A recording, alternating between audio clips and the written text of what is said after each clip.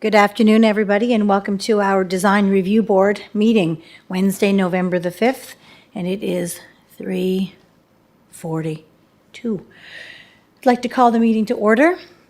Do we have any declaration of conflicts today? Seeing none, can I have an approval of our agenda?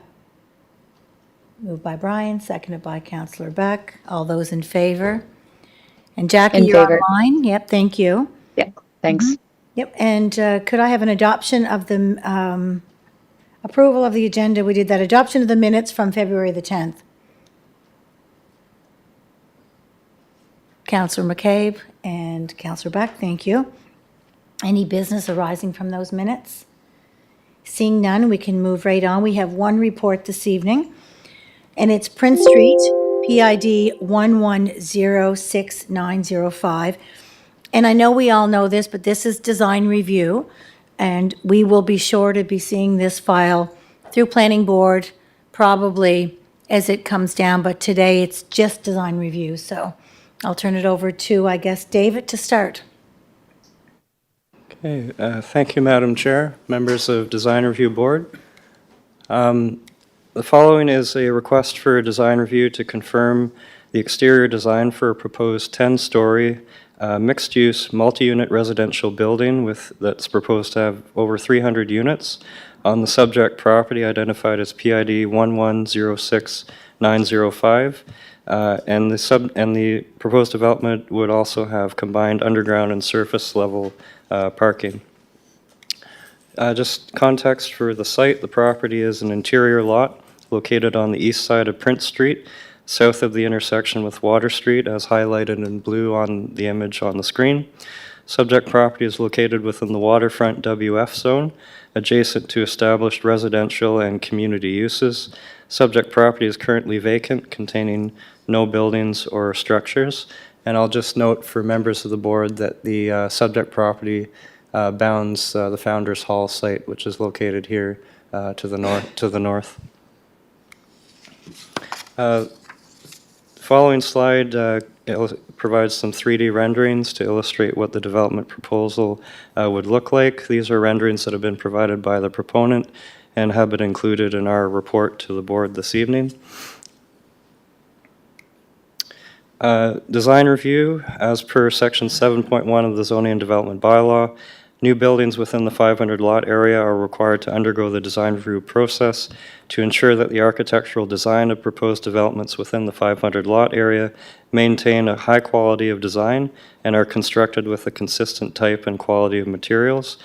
From a design perspective, new buildings in the 500 lot area are to complement and be compatible with existing buildings on surrounding properties and are to blend rather seamlessly with the streetscape. The proponents have submitted a design package which contains facade drawings, elevation drawings, and a proposed site plan for the development. The following two images are some of the combined facade and elevation drawings to illustrate what the project would look like. Next is the scaled site plan to show the proposed footprint for the building. Prince Street would be to the left of the image, Founders Hall to the north.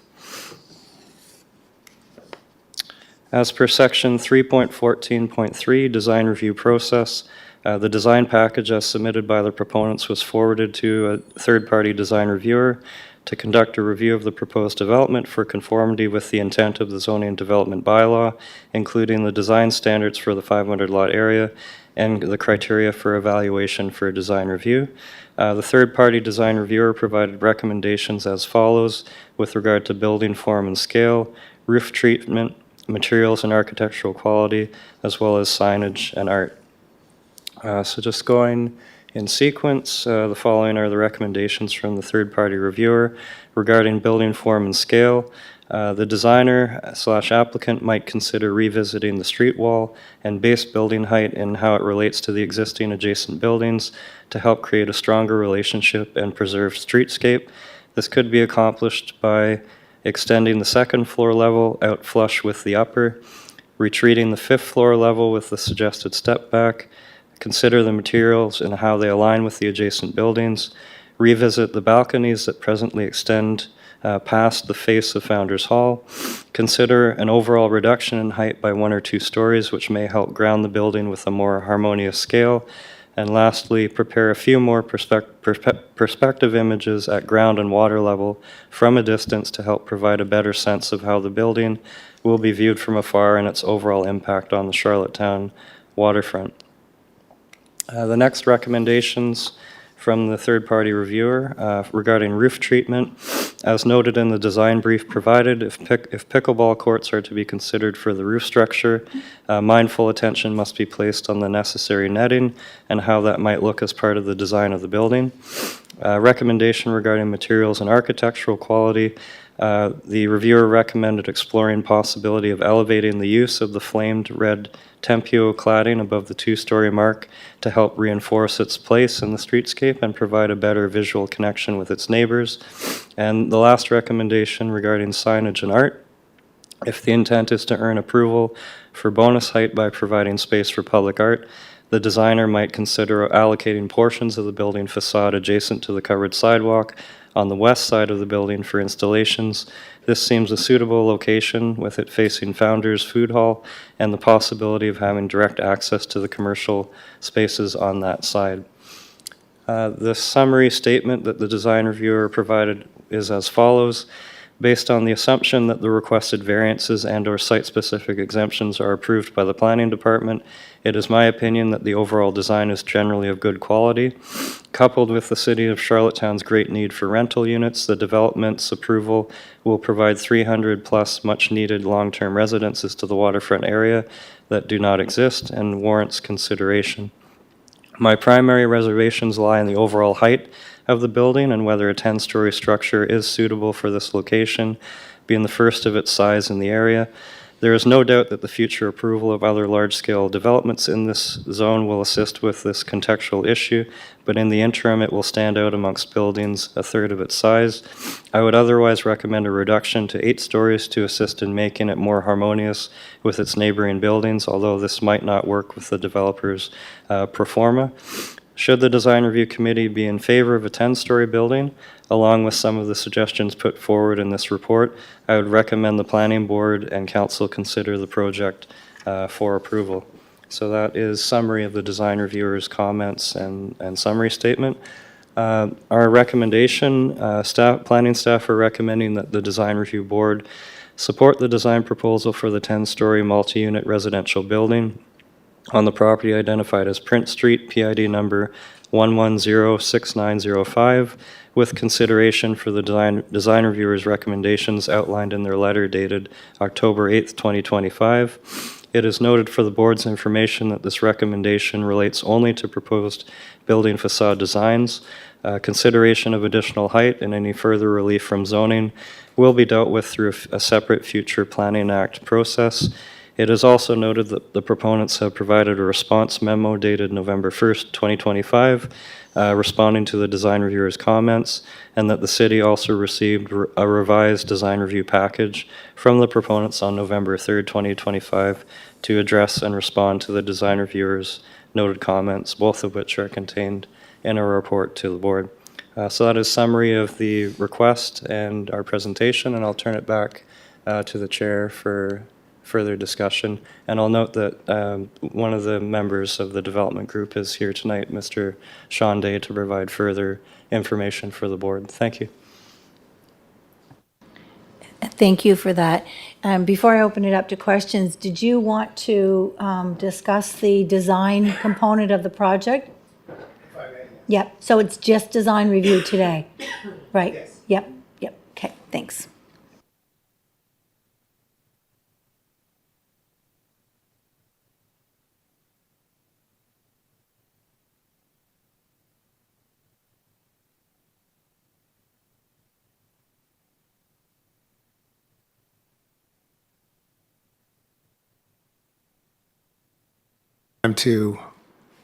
Pardon me?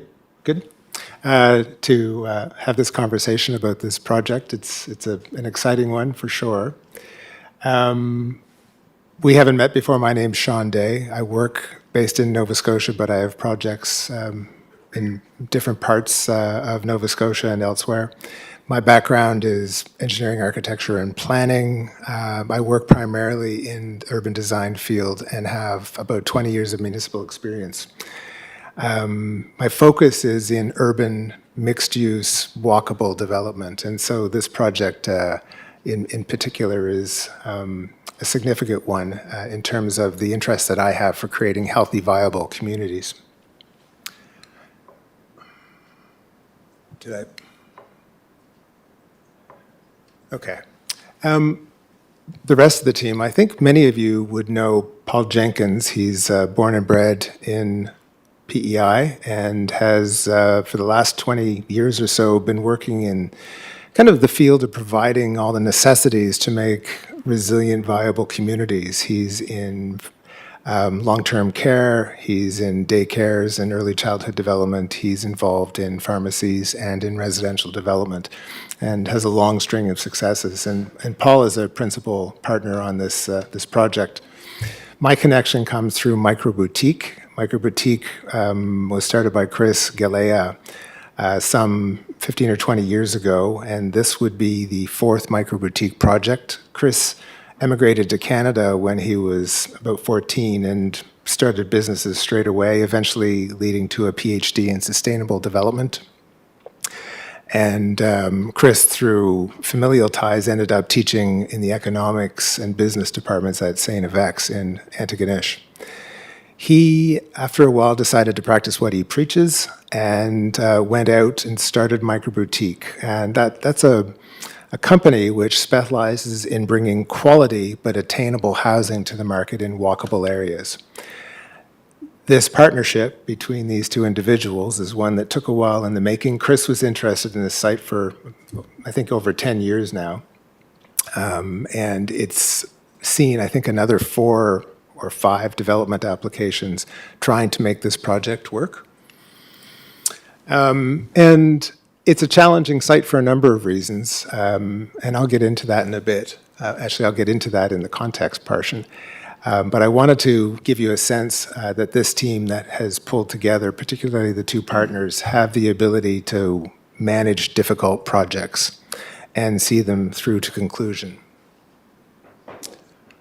So apart from talking about context and the team, I want to talk briefly about compact living, the design evolution, and the design review process. And I'm going to go quickly through some of these. I'm not sure which of these screens I should be looking at. So I've already spoken about Microboutique and also Jenkins Group, so I can pass that one. The points of context that I want to touch on are the nature of the 500 lot area, at least from the eyes of someone who doesn't live in Charlottetown. The waterfront, the site itself, housing supply and the cost of construction, and seasonal waterfront. The reason I want to talk about these is because design doesn't happen in a vacuum. It happens as a consequence of the interaction of many factors, not the least of which is the business plan, but it's also everything about the site and the relationship between the site and the business and the community in which it's being placed. So I grabbed this picture showing the 500 lot area, and I think that, in my mind at least, this is what I think of when I think of this area. It's quite, congested is the wrong word because it's very pleasant. It doesn't have a negative connotation in this instance, but it means that when you're in it, you don't really see out of it very easily. And I mention that because there is definitely some consistent theme of concern around the height that's being proposed on this site. The waterfront, which is part of the 500 lot area, has a very different built fabric. As you can see, there's a great amount of possibly the highest value land in PEI being turned over to parking, which I expect is busy for a few months of the year and otherwise isn't used very much. And our site falls within this area of fairly large open spaces and just a few buildings, which happen to sandwich our building. If this building that we're proposing is the meat, we've got the bread on either side, but perhaps that's an unfair categorization.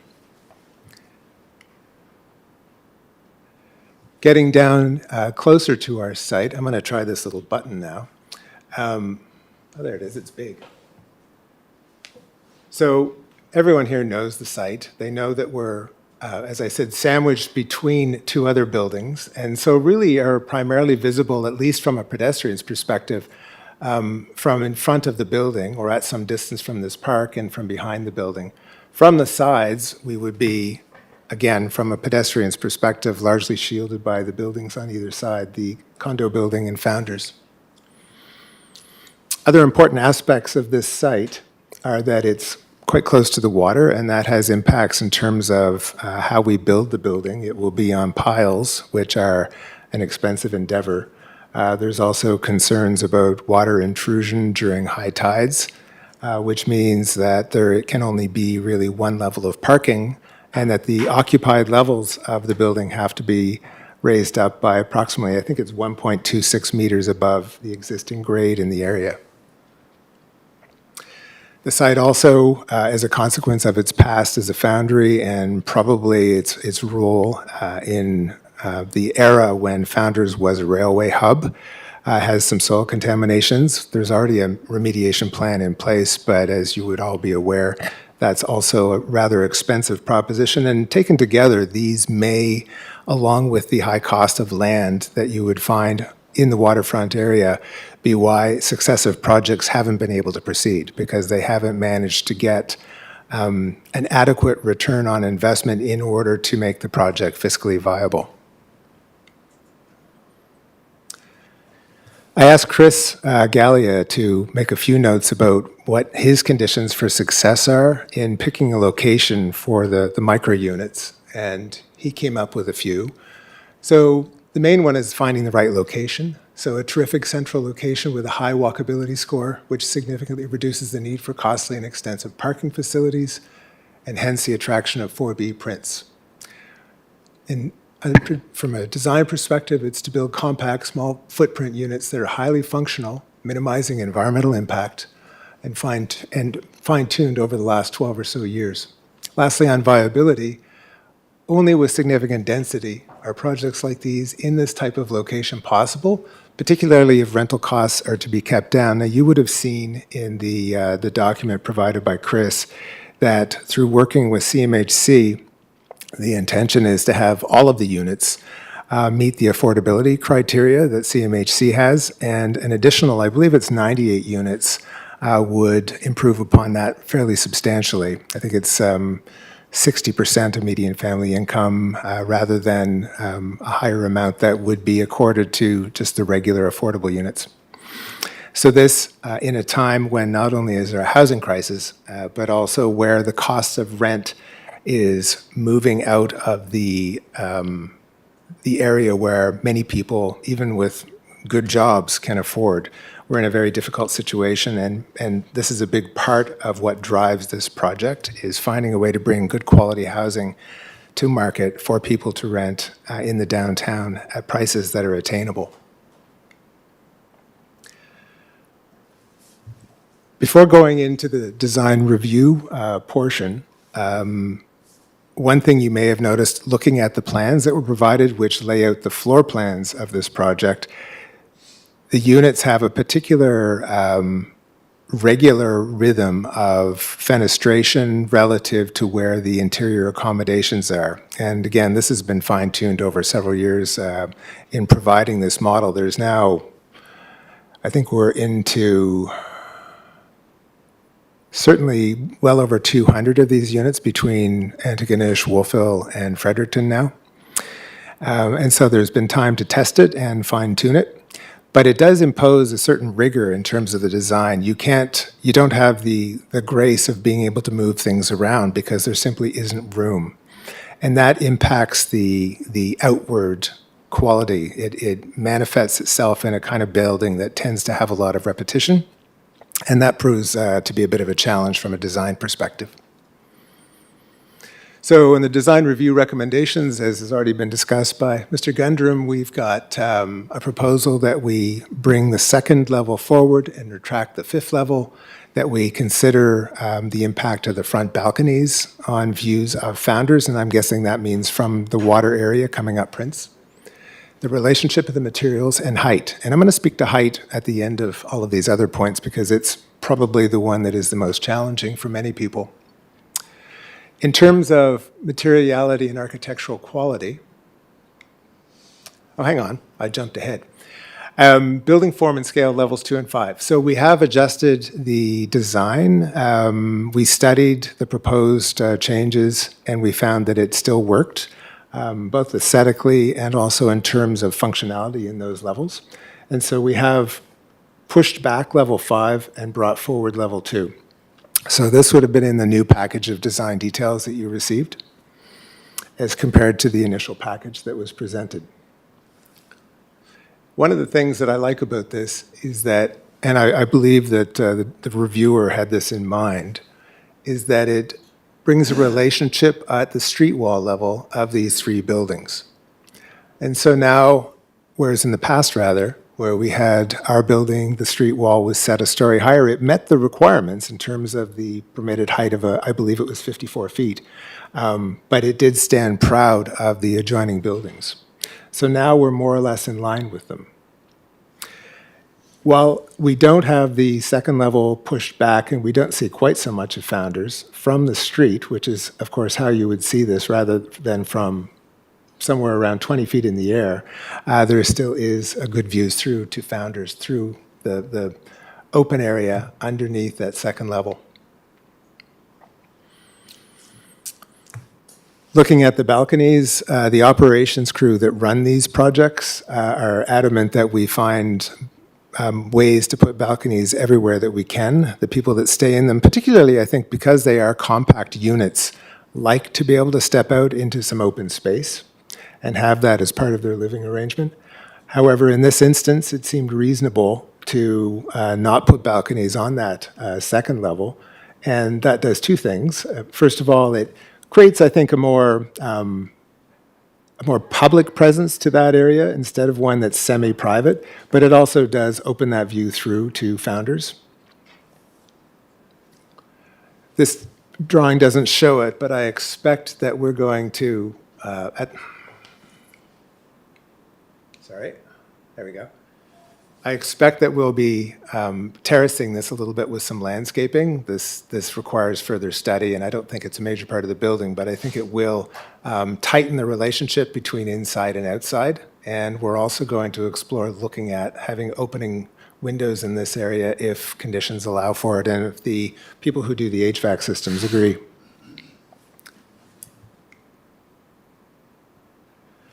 So another of the recommendations that we studied, initially I didn't feel that moving the red ceramic tile up to this level was going to work because of the nature of how the second level relates to Founders from the ground in the parking area.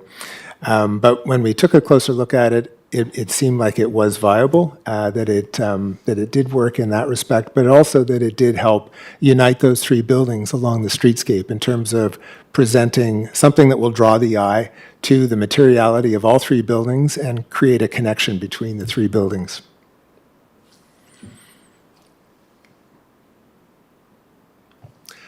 So I'm going to move into the, I suppose, elephant in the room now, the discussion about height. This slide I took this morning, and it shows exactly, well, I didn't take it this morning, I grabbed it offline this morning because there's no cruise ships in right now. But it does show the nature of the 500 lot area in the more built-up portion, where you don't have wide views of these distant properties. They're congested views and fairly tight views. And so in this one we can see two cruise ships.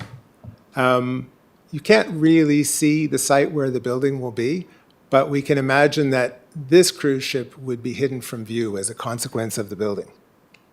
Still be able to see the one over here, mind you.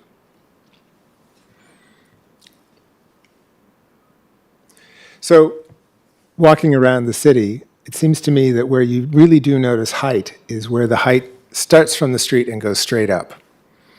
And these are just two examples of this. There are several others around the city. This is rather different from what we're proposing, where we have a fairly narrow exposure along the street, and we also have a fair bit of articulation of the facade, and we have setbacks that create a street wall that is what will draw the eye. And the materials on the upper levels are a lighter kind of material. And so taken together, we won't have this kind of effect where we have a building going straight up from the street and where the height is very present, particularly in these longer buildings. Now, our building is long, but that length is masked by the buildings on either side, and which are more or less equally as long. What I find you have more here in the 500 lot area is that you are aware of the taller buildings when you see them from the streets as you walk through those streets. And so you'll see glimpses like this. They'll poke up above things, but it's not really where your eye goes as you're walking in these streets because they're so interesting in terms of the kinds of architecture you experience and where they are, generally speaking, quite close together. I noticed on Queen today that the site of the new Homburg, there's a gap there now. So you really notice those tall buildings that are behind the lower buildings on Queen Street. In cases like this, which is the majority of the 500 lot areas, from what I can tell, you don't have that sense of an immediate view of the height, except for when you go down to the actual site of the Delta. So this is an example from over on the park side of how our building would be perceived based upon what we're presenting currently. Your eye is not going to tend to be drawn up to the upper levels, but rather coast along the streetscape because that's where the action is. The design reviewer asked for some far back views. This view, which would be from Water Street, will only be available to, I think it's 3 or 4 houses along Water Street that would actually have this view. And of course, people driving by in a car to the extent that they're able to turn their head to the side and see it, or someone in the little park that is to the north of Founders. He also suggested we bring up a view from the water. Hang on.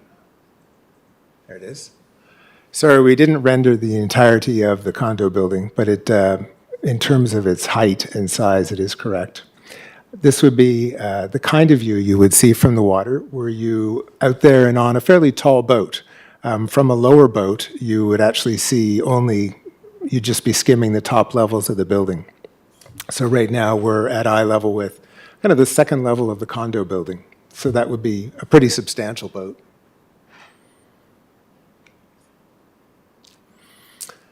And also, from a height higher than a boat, this is an example of the views of Charlottetown now.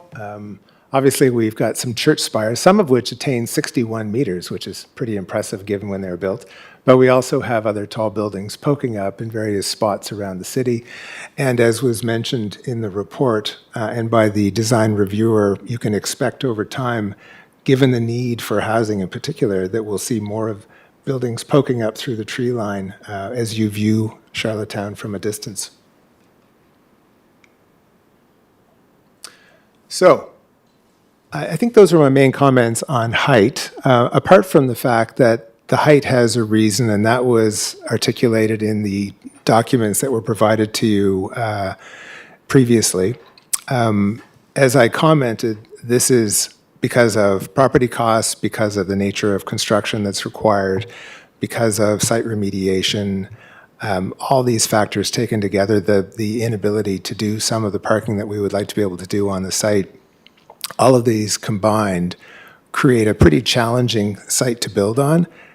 The only way to make a project like this viable is to go up as well as out. So we can only use half of the site approximately because of the easements, the service easements that cover it's almost 50 feet of a 110-foot wide site, all the way along from front to back. And so that does constrain us in terms of the buildable amount of this lot. And so this is how we end up arriving at the height that's being proposed. We're going to the 8 stories that is allowed as of right, and then we'll be asking through a site-specific amendment to have or height bonus density requirements, those extra 2 stories. And as you can see, those 2 stories from the documents that you have are pulled back all around, have a smaller footprint, and contain the 3-bedroom units, which we understand are desirable on the part of the city, and which, as was explained in a note that you may have seen recently, are ones that often aren't built because they have the lowest return, and when it's an expensive build, you often can't afford to do those. But we're proposing to do a pretty substantial number of them in this project. Honorable mentions. In the design review document, it was discussed that it would be nice if we had more openings along the side that views on Founders. And in speaking with the partners, they're very amenable to that, to create a more interactive space where those lower levels can provide more community opportunities, whether they be small shops or things like that. We don't know yet, but I think that you could see more storefront style of openings along that lower level, which would work really well with the large windows that face toward it on the Founders building. In terms of sustainable design, I wanted to mention this because it's on everyone's minds now, I think. This kind of development where you're putting some 400 people in the downtown in an area where they don't have to have cars. The average Canadian spends somewhere around $10,000 a year on cars, or their car, of after-tax dollars. That can go into rent, that can go into entertainment, it can go into shopping in the downtown stores. All of this will help the downtown, but it's also environmentally friendly because you've got the opportunity to get around on foot, on bike, and by public transit. Hopefully, it will also support or boost your public transit ridership as a consequence of this. The buildings, the units themselves, by being compact, you have less material, you've purchased less land, so there's less in terms of sunk costs or embodied costs from that perspective. And you've got a healthier population when you can live in a downtown walkable area where active transportation is built in or baked into your lifestyle. So for all of these reasons, they're exciting for us as a team, and hopefully I think that also weds well with some of the ambitions that Charlottetown has coming up in its new plan, along with providing attainable housing to allow people to live on the waterfront. So I thought it was important to mention that because the design reviewer indicated that we hadn't spoken much about it, but we do know that these units are probably about as low as you can get in terms of greenhouse footprint for people to live and bring all those other improvements to the way North Americans live. It's a way that I think we need to go back to. Last one was mentioned was art. Right now, that's not part of the bonus density or height, rather, application. That will be based upon 3-bedroom units and affordability or attainability. We are very open to doing something with respect to art, but aren't going to make it a commitment at this point. What we envision doing is putting it to a competition, possibly with a theme that reflects the use as a foundry in the past, tying in with the name The Forge. Last one, just a couple of, and this render was done before the changes at the front, but it does give a sense of how it will feel to live here. I know that there is a marina, not a park, between the cruise ship and the building, but that wasn't possible to get that rendered. And there's another one which gives a sense of the kind of interaction we'll see at the street. Right now, I expect that for perhaps 7 months or maybe even 8 months of the year, come 4:30 and dark, it's pretty quiet down there. When you can put 400 new people in that area year-round, I think that the vendors and founders and those running small businesses around the downtown will all benefit from that injection of new life in the downtown. I think I'll leave it there. I think I've talked enough, but I'm more than happy to answer questions. Thank you very much for that. Any questions from the board? Brian? Thank you, Sean, for your presentation.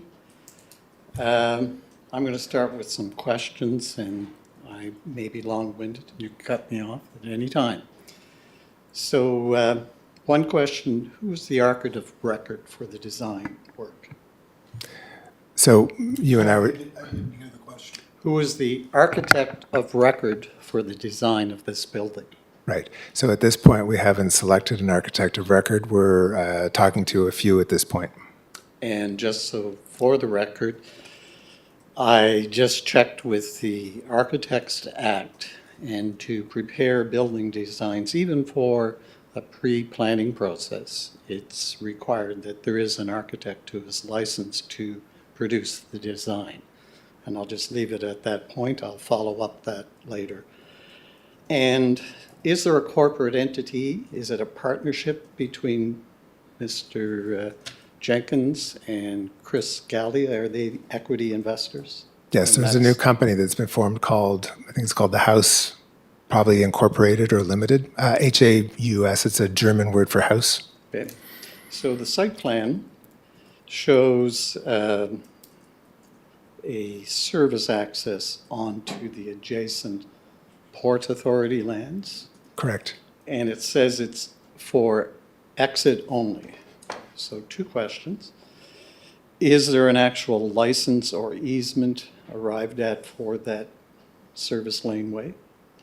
So I'm sorry, is this a design review question or It's a is site plan question. a site plan question? It relates to the whole design of the project. Sure. So we have two-way traffic in the parking area of the site, and so there will be no problem either entering or exiting the site.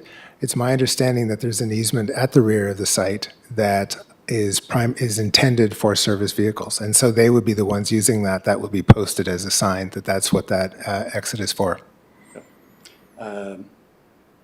So there's a walkway currently along the south side of the Founders Hall, and it's treated as a boardwalk with plank treatment. Yes. Is that gone in this concept? No, there's that walkway currently encroaches slightly on the subject property. Where the fire escape is? No, it's actually the boards themselves. The extent of the boardwalk is so wide that it doesn't encroach by a great deal, but it does slightly encroach. So that walkway will be narrower, but entirely still functional. And how do you get around the fire escape? There would be room to get around the fire escape. But it doesn't show on your site plan. No, but there will be room. So you make reference to an exoskeletal steel structure that has brackets that are on the lower level that are the heritage sort of presentation of this as a foundry site.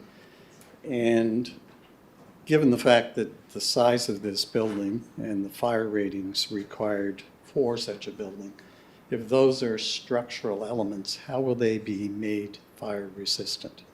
So there's a couple of options for that. Now, first of all, they would be a secondary structural support or maybe not actually structural at all. It's possible that we'll cantilever everything. Your brief says that they're structural. We're hoping that they will be, that we won't have to cantilever everything, because if we have to cantilever everything, that will thicken our slab more than we would like it to be thickened. What we talked about with the structural engineer in that regard. Now, bear in mind, we haven't done, this is early days. There is no full structural drawing set at this point. But there was two options. One would be to use steel that was concrete filled. So the steel is really just a surface material and it's not the structural element. The other option would be to use the type of spray, I think it is, that will swell when it gets heated up by fire. It's like a crocodile skin. Yes, and Doesn't look like steel anymore. no, I'm sure that it can be treated on the outside in a way that would have that effect, but it's not what we would propose or favor, rather. We would rather do it in a way that doesn't require that. And I can't remember the name of that product right now. So what are the fire red material? May I go back for just one moment on this? Apart from creating that connection to the steel mongering past of that site, the other thing that I didn't speak to, but I think it's brought up in other information, was that by bringing that, as you called it, exoskeleton up the sides on a bay spacing that is reminiscent of that you have at Founders, it distracts from what I was speaking about before, which is the very fine pattern of regular windows that you end up with when you're doing a building with these smaller compact units. And so this is part of helping it relate to founders, but also part of relieving the monotony. And it also introduces some interesting lighting opportunities for us that I think are going to be quite exciting for the evening times. What are the material finishes? You referred to a fire red material on the ground 3 floors. What is Right. that actually? So it's a ceramic product. And, obviously we're going to be very careful about that particular, whatever the cladding is, it has to be able to withstand some pretty substantial wind and rain events. And is it closely matched the red brick that is adjacent? It's color-wise and also in terms of the finish. You can get them with more of a glazed finish. I think on the lower levels, we would probably use smaller panels to, not as small as brick, but smaller panels to reflect or complement the brick with a rougher texture. And then on the upper levels, the panel sizes would be larger, so and possibly with more of a glazed finish. And why not brick? Just brick itself all the way up? No, for where the red tile is being applied. Honestly, I don't have an answer for that. That was a decision that the partners wanted to look at other opportunities, something more contemporary rather than emulating the past, because it's clearly it's a contemporary building, but it reflects aspects and complements aspects of the one building, which is older fabric of Charlottetown and also the newer building to the front. But the contemporary condo building next door is viewed as being contemporary, but as red brick. It does. It's certainly a possibility. I don't think that we would suggest to you that it can't be done. And if it was a strong recommendation from this committee, it's something that I think that the owners or the partners would certainly consider. The commercial space on the ground floor, why is that put into the project? It's an obligation from the planning requirements for this area. 60%, I think, has to be commercial.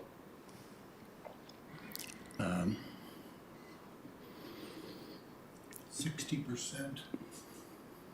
Say it again. Through the chair, ground floor.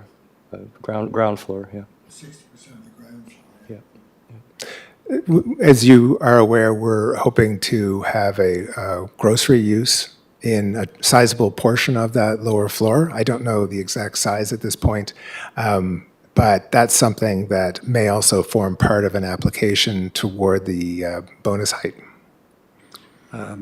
Good luck in pursuing that. I know it's challenging. I know you're going to face many challenges, and many of which are related to visibility and accessibility for truck servicing. And that's why I was bringing up the questions of your routing through to the adjacent property. My biggest point on this is I applaud you for your efforts to do something creative in terms of the modest-sized apartments. I think that is critically important as filling in the needs in the community. But you mentioned several things that I believe have drawn me to sort of come to a conclusion. This may be the right project, but on the wrong site.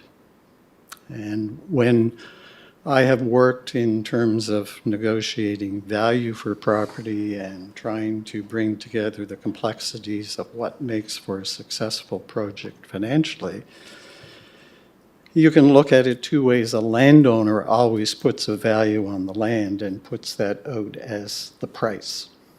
Whereas when you get into a completed real estate project, it's the income and a cap rate that produces the value. And if you go through and take this project, and I'm sure you've done extensive extrapolations on your costing and the challenges that you face for the costing, the income is not producing the value when you subtract the construction costs for what the land is being defined as in terms of price. So I basically come to the conclusion that you're trying to push water uphill. And that's when we get into the discussion that we're here today to talk about, and that's scale and whether it fits in from a massing perspective and whether it is going to produce an asset to the overall community. And your design is, again, pushing the boundaries on creativity.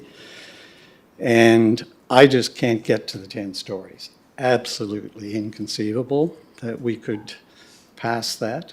And when it comes to the architectural design features, having practiced architecture in other phases of my career, I've been criticized on all sides in terms of what is good design, what's beautiful, and what works. So we've always come back to that, sort of cliche that beauty is in the eye of the beholder. And in this case, the bonus floors 9 and 10 does nothing to fit into the character and scale of the neighborhood. And my first impression was almost that somebody had gone out and taken a riverboat and sort of picked it up into the harbor and planted on the top of the roof. So it may be trying to be innovative, but it's not working to create anything that fits in with Charlottetown. So, and I think the city is naive in terms of trying to fit two objectives of blending housing demand with a past demand for commercial space to create life and activity in the downtown. And I think anything that would put commercial on the ground floor would take away from the vibrancy of Founders Hall. And I think if there was some sort of free thinking on that aspect of it to sort of get this to fit in with a housing piece, but not try to put the extreme cost of more capital construction into the equation.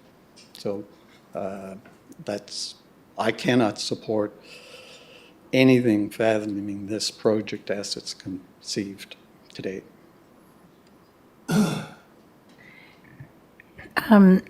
Thank you, Brian. And by the way, thank you very much for your presentation today.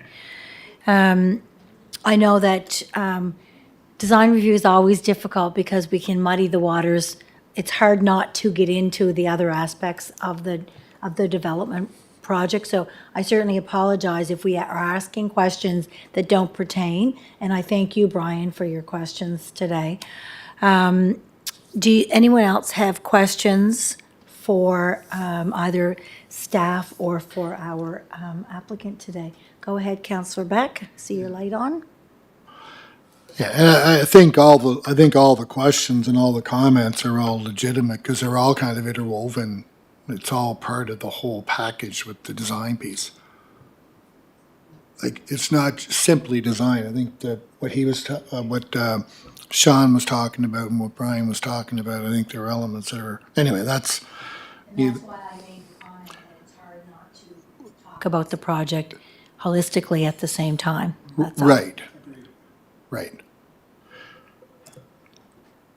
I was just wondering, on the 60 parking spaces in total, does that include the underground as well? Yes, it does. Yeah, how many surface and how many underground? So it's, we're looking at 40 underground, 20 on the surface. 40 underground. And going back to the comment about the compact nature of we're potentially putting 324 units in there, combination of studio, 1 bedroom, 2 bedroom, and 3 bedroom. Yes. Can you speak to what we're looking at in terms of square footage for each of those offerings? Like studio, or are you at that stage yet? Sure. Well, no, the floor plans are. I may have missed that, but I didn't see it. I don't think we actually wrote down what the square footage of each And variation I of think those plans was. although I'm very curious about that too, it kind of is not, it's not really the design facade for the outside, which is why it's so hard to know the right question. So no disrespect, Councillor Beck, I know why you'd ask that question, but I don't think it's relevant in our decision tonight, but if he has the answer, I'd be happy to hear it too. So I'll give you just a ballpark range. That's all I'm looking for, yeah. And so one bedrooms are sort of in the 260, 270 range typically. The two bedrooms ramp up into the 300 square foot range. Three bedrooms maybe as much as 500 square feet, but smaller often. They are, Two bedrooms, sorry, one bedroom is what, 270? so it can be around 270. They're about, like they have jogs in them. And so they're about 26, 27, 28 foot deep. And between, like there's two layers of walls in these units, but to the outside of the inner layer of Yeah. walls, you're into 11'6". So you can kind of do the math, and it depends on how deep it is. And we have, you may notice on the plans, there are some that are premium units, some that aren't. The premium units have more features. They have full washer dryer, things like that. The more compact units don't. Studios are a bit shorter. They're still the same width. And so that's right, they would be down around, inside volume somewhere around 230, 240, in that ballpark range. This, I think both Chris Galley and I both sail, and I think we're both fascinated by how much you can do inside a boat by being creative with, the furnishings inside a boat. And that was, I think, part of what drove this. But also, many years ago, we both traveled to Europe to look at micro hotels, which were a growing phenomena in Europe. And these were really small spaces, but they worked. And so that became very interesting. It's like, okay, this is a way of bringing good quality housing for those who want to live in a smaller, more minimalistic way. Okay. Thanks for that. So any other questions? Norman, you're like, still, okay. So the staff are recommending that we support the design reviewer's recommendations. And I'm wondering if anyone wants to put a resolution on the floor, and then once the resolution's on the floor, we can discuss that as well. Madam Chair, if I could ask, Yes. I believe that Paul and Chris are attending virtually. I don't know if they may have comments that they want to add, but I don't know if there's a mechanism for them to do so. Yep. Paul, do you have any comments that you wanted to make? Or Chris, right, Chris is the other person? I don't, but I'm happy to answer any questions, Alana. Thank you that any of the committee members that I can't see present want to ask. I will add, this will be the third time we've drawn this site. To Councillor Beck's probably amazement, the smallness of the rooms, they actually feel different and do work. I would encourage you to go to some of the other sites in the Maritimes if you doubt that and stay there, because I didn't really believe it myself, to be truthful. When I hear 300 square feet, I have a small anxiety attack, but they actually do work quite well because of the attention to detail and the density that you need. I mean, I understand Mr. Gil's comments around density and height.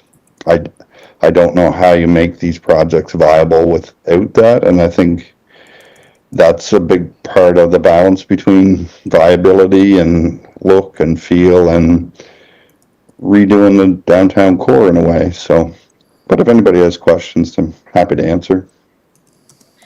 Thank you for that, Paul. Norman, Councillor Beck, sorry? Yeah, I was kind of surprised by the size, to be honest. So forgive me if my poker face wasn't very good on that. But I'm just trying to understand a little bit more the nature of the project. I conceptually I like a lot of features of the building. I like a lot of the setbacks that were recommended. I like the kind of the scaling of it. I'm struggling with 8 and 10. I'll be honest with you. The height is kind of just the question that I'm really not sure right now as to what There's a lot of things, there's a lot of, I like the affordability side of it, I like the density side of things, I like the fact that we're bringing a lot of people to live in downtown. I'm just, there's a lot that I do like about it, I'm just wondering about the scale, and I'm really mixed, I'll be honest with you. I'm being perfectly honest, I don't know where, I don't know what the answer is. But I'm going to have to vote here for long. Thanks. So just a couple of options that I might, if the design review board accepts staff's recommendation, it ends here. If the design review board has a different recommendation, it will move on to council for a council discussion. And then the other option is a deferral until the other parts of the project plan are completed first. So those are your three options. Is that correct, David? Did I explain that correctly? Through the chair, that's correct, yeah.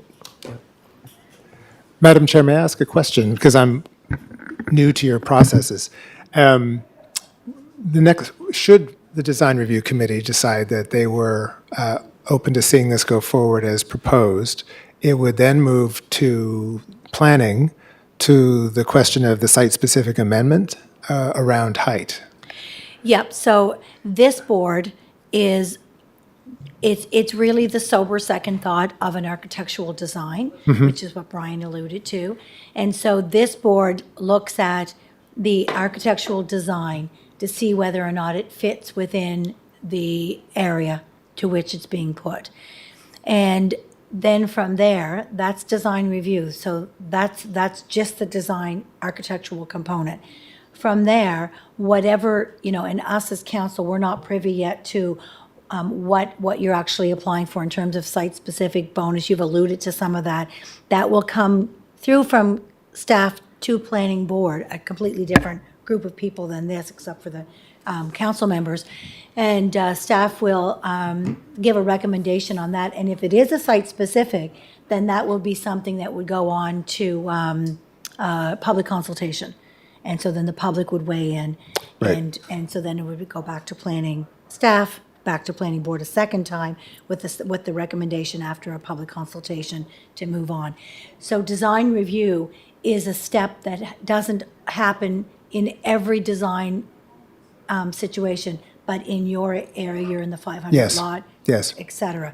So that's what design review, if that makes any sense. to you. I struggle a little bit with the chicken and egg aspect of design review and then a request for 2 stories that That's right. are sort of approved in design review possibly, but not by council. So it's, Well, in design, as David mentioned when he did his presentation, although the design reviewer sometimes muddies the waters too, because they will add things into the recommendations that really aren't pertinent, and height is one of them.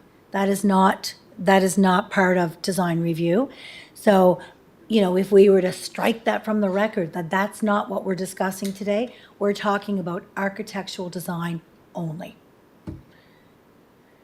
Anywho, that's what I got. Okay, I saw your light, sorry. Thanks. No, that's okay, because I'm agreeing. I find it really hard to vote on a design on a building that we don't even know if it is approved yet. To me, that is putting it chicken before the egg. Looks beautiful, but as you've heard today, there's quite a bit of work that has to be done before you get to approving what the outside of your building looks like. I'm not comfortable voting on until we know. I just think that I'd rather see this deferred until we know if the building's approved with what's coming in and what's being asked. I wouldn't be supporting it right now because then I think that looks like I'm okay with all of it, and I'm not at this point. So I just don't know why we're seeing an application to approve design of a building that's not even approved. That's our role.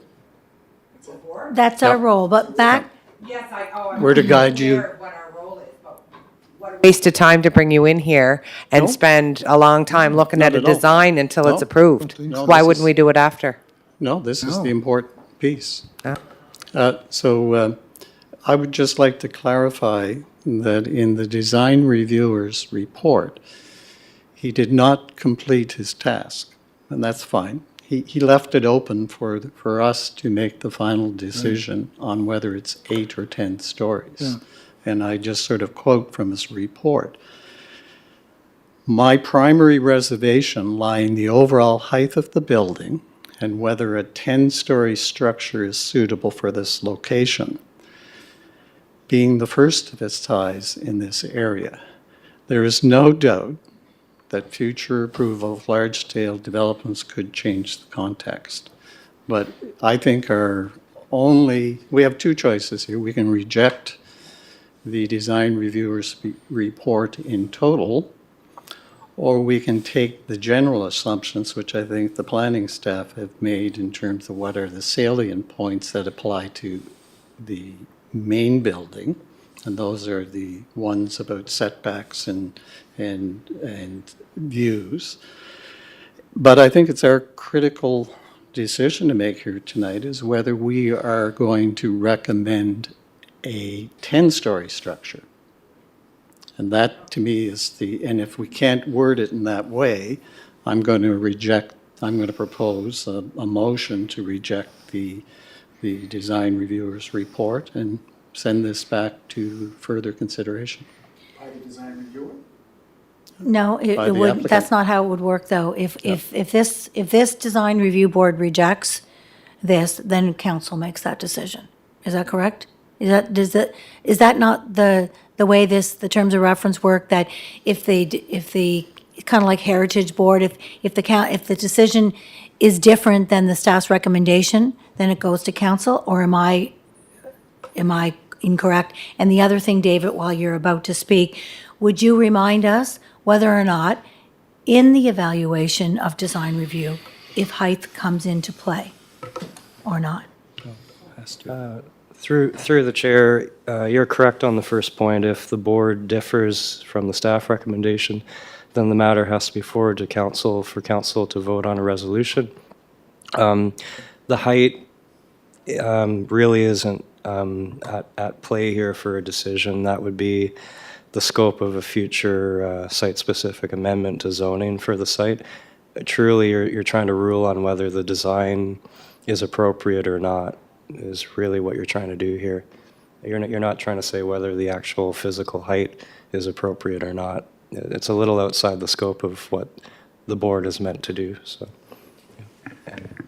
I would maybe just add that the design document for the 500 lot area does consider height, but the design aspects of the height, what David is discussing is the actual like technical zoning approval would happen through that site-specific process for the height. Okay, thank you. Okay, so yes, Okay. Councillor Beck. Okay. I do agree with kind of what Brian's saying there in terms of the open-endedness of the recommendation. But right now, they could go and build, if we said, take the top 2 stories out. They could take, we could look at this design and say, does this design fit for 8 stories? Because they can build up to 8 stories without question, right? As of right? I'm understanding that correctly? Yep, as long as they didn't require, as of right, as long as there was no setbacks required or any other additional components I'm to talking that. about height. Height, they can go up to 8 as long as they meet all the other requirements and Yep. all that. Okay? Yeah, well, it's actually a measurement. What Okay. is it, 61 meters? Something like that, 60, does anyone have the It's exact? usually the equivalent of, Yeah, it's. because it was referenced in there Yep. that said they could go up That's to right. 8 stories. Yep, Okay. So what we're tasked with today is we're saying, does this design, that whole 10 stories, 8 stories would have to get determined at a different point in time with a different discussion. So what we're being asked today is we're saying, does the design of this, does the design, the exterior and everything look, does that fit with what we're looking for? That's what we're being asked to define here today. And then we will ascertain whether it's a council later on, once this exterior design is agreed upon, will determine whether 8 is allowable or whether we're going to allow to go to 10. Am I understanding that correctly? You are correct. And we used to do the planning part of it first. Years ago, that was always done first, and then design came in at the final end. But in the last 4 or 5 years, we've been doing it the opposite way, which can sometimes add a little bit of whatever. But yes, you are right. Should this project get the green light for design review, then they will go on to their next steps. If the design review board doesn't agree with staff's recommendation, then this will move on to council. And again, council will still make that decision, but it will still be only based on what we're doing today for design review. So you are correct, Councillor Beck, that later, at another time, council will make a decision on height. Yes. And any other restrictions, setbacks, et cetera, that they could or could not require in order to meet the requirements of a building permit. Madam Chair. Yes. Would it be possible, I kind of glossed over it, and that's my bad. Go back to slides 17 and 18. They actually show the building from a distance, as was requested by the design reviewer, both at 8 and at 10 stories. That's at 10? And I should just say that if we aren't able to conclude this meeting in 2 minutes, then I have to cancel that meeting, because that meeting has to start within 15 minutes of its start time. So, and it's 4:43. I have a ferry So- to catch and a son. What? I have a ferry to catch and the son in the hospital, so I'm okay with that. Okay. Can we go back one more?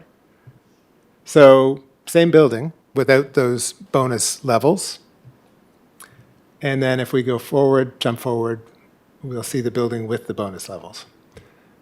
I'm not sure that there is a huge difference in terms of the perception from that one location on Water Street where you would see the building in this way. For most of the community, you're not going to see this particular view, but it's one of the ones that was asked for by the design reviewer, so I just wanted to bring that up. Our view is that it's a more successful building this way than it is capped at 8 stories. Thank you. And so just to circle back to the task at hand right now, and that is that the Planning and Heritage Department encourages that the Design Review Board approve the submitted building facade plans for the proposed apartment building for the subject properties identified at Prince Street in the waterfront zone in response to the design reviewer's recommendation. So that's what we're tasked to do right now.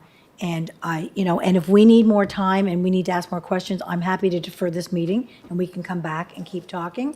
But unfortunately, I'm about to have to cancel another meeting if we don't finish up here. So don't anyone feel rushed about making a decision, but we have to make some semblance of a decision now, either to keep talking or defer the meeting for another meeting. What does the board want to do?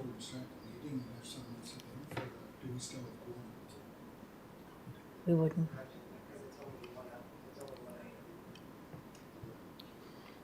I propose we break and continue the meeting when it's agreeable. Okay. So moved by Brian and seconded by his worship to recess and come back for a follow-up meeting at the earliest convenience that we can as a board. Question. Okay. So we're canceling the meeting? No, we're recessing. Recessing. Right, recessing this one and moving on to our Heritage Board meeting. But we're not coming back tonight. No. No. We're not coming back, that was my question. We're not coming back here tonight. No. He has to go too. Yeah. So all those in favor of doing that? Yeah. Okay. Jackie? In favor, thank you. Anybody opposed to that? Okay, seeing none, can I have a motion to adjourn? Motion to Okay, moved and seconded. recess, there's no adjournment. Oh, yeah, right. Sorry, let me back that up. A motion to recess, moved by His Worship, seconded by Counselor Beck. And so, Item will have